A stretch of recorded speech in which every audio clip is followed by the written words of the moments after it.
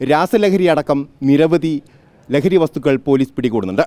പക്ഷേ അതിൻ്റെ സോഴ്സിലേക്ക് അന്വേഷണം എത്തുന്നില്ല എന്നുള്ളൊരു വിമർശനം പോലീസ് നേരിടുകയാണ്. പക്ഷേ കഴിഞ്ഞ ജനുവരി 21 കുന്ദമംഗലത്ത് അറസ്റ്റ് ചെയ്ത 2 പേരിൽ നിന്ന് തുടങ്ങിയ അന്വേഷണമാണ് 2 ടാൻസിയ യുവാക്കളെ കേന്ദ്രീകരിച്ച് നടത്തുകയും അവരെ ഇപ്പോൾ അറസ്റ്റ് ചെയ്ത് കുന്ദമംഗലം പോലീസിലെത്തിക്കുകയും ചെയ്തിരിക്കുന്നത്. ACP ഉമേഷ് സാറൻ നമ്മളോടൊപ്പം ചേരുന്നു. സാറ്, വലിയൊരു പ്രേതം ഇതിൻ്റെ പിന്നിൽ വന്നിട്ടുണ്ട് എന്ന് ഉറപ്പാണ്. എങ്കിൽ പോലും പോലീസ് നേരിടുന്ന ഒരു വെല്ലുവിളിയുണ്ട്. എന്തൊക്കെയാണത്? ഒന്ന്, നമ്മൾ പിടിക്കുന്നത് പഞ്ചാബിൽ പോയിട്ടാണ് പിടിക്കുന്നത്.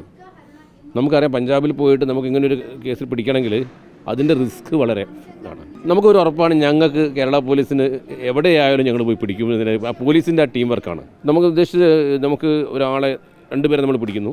ഈ 2 പേരേക്ക് എത്തുന്നത് തന്നെ ചെറിയ ചെറിയ ക്വാണ്ടിറ്റികളുള്ള ആളുകളുടെ അന്വേഷണത്തിലൂടെയാണ് ഞങ്ങൾ ഈ വലിയ ഇതിലേക്ക് എത്തുന്നത്. 227 ഗ്രാം MDMA പിടിക്കുക എന്ന് പറഞ്ഞത് ചെറിയ ചെറിയ കേസുകളുടെ അന്വേഷണം, അത് വലിയ കേസിലേക്ക് എത്തുന്നു. 2 പേരെ അറസ്റ്റ് ചെയ്യുന്നു. അത് കഴിഞ്ഞ് അടുത്ത ലെയറിലേക്ക് മൈസൂർ, ബാംഗ്ലൂർ, അതുപോലെ തന്നെ കർണാടകയിലും മംഗലാപുരം ഒക്കെ കേന്ദ്രീകരിച്ചുകൊണ്ടുള്ള ഒരു റാക്കറ്റ്, ആ റാക്കറ്റിലേക്ക് നമ്മൾ എത്തുന്നു. അവിടുന്ന് വീണ്ടും അതിൽ ഒരാൾ അറസ്റ്റ് ചെയ്യുന്നു. വീണ്ടും നമ്മൾ മുന്നോട്ട് പോയിട്ടാണ് ഇങ്ങനെ ഒരു കേസിലേക്ക് എത്തിയിരിക്കുന്നത്. ഇത് ഒരു ടാൻസാനിയൻ യുവാവും യുവതിയും 2 സ്റ്റുഡൻസാണ്. അവരിലൂടെ വന്നിരിക്കുന്ന ഫൈനാൻഷ്യൽ ഡീലിംഗ് കാണുമ്പോൾ തന്നെ നമ്മൾ ഞെട്ടിക്കുന്നതാണ്.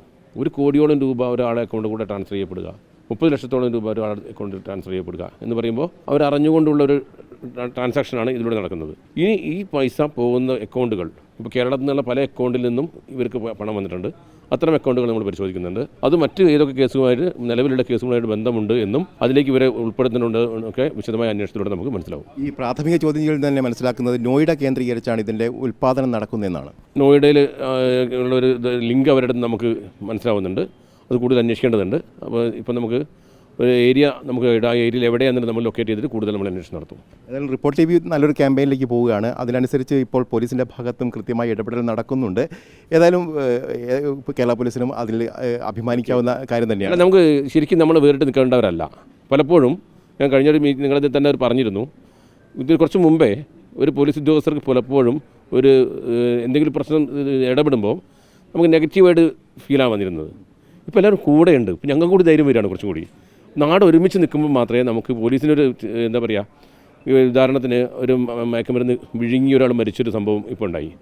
അത് ഈ സമയത്തായതുകൊണ്ട് ഞങ്ങളെ ചോരയ്ക്ക് വേണ്ടി ബലം പിടിച്ചില്ല എന്നുള്ളതാണ്. അതല്ലാതെ വന്നൊരു ഘട്ടം ഉണ്ടായിരുന്നു. ആ ഘട്ടം ഒരു പരിധി വരെ ഞങ്ങളെയൊക്കെ തളർത്തിയിട്ടുണ്ട്. ഇപ്പം ഞങ്ങളും നിങ്ങളും ഒക്കെ ഒരുമിച്ചാണ്.